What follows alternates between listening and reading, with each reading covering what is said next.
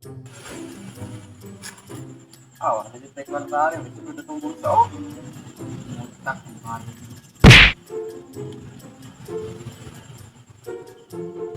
Sir, asa ka karon?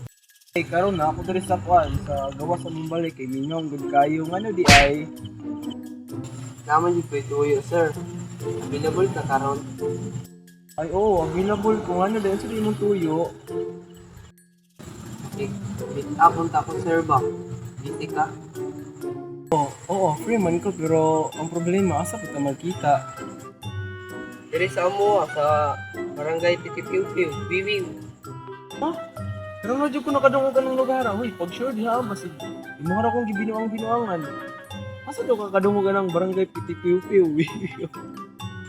Iya, kulay bala sa mga, sir. Pagsin na publication di mo. Sige, basta taruha nga seryoso na.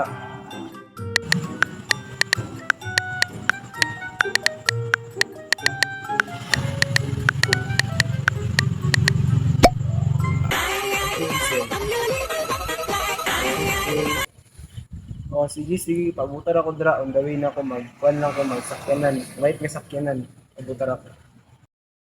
Asa naman siya idugay magayo dito sa nagkadiwao. Bagong sila ko dito. Hello. Asa naman ka? Na ba yung tayo diri yan? Nakara isa. Tarong daw di. Tao na tika. Mag-smart lang ko.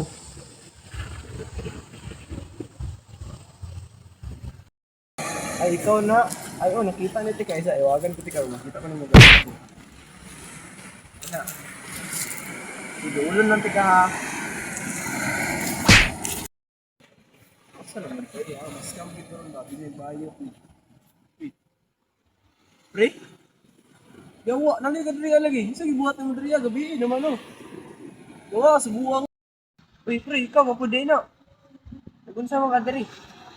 Raman kid kami tap bayad karon.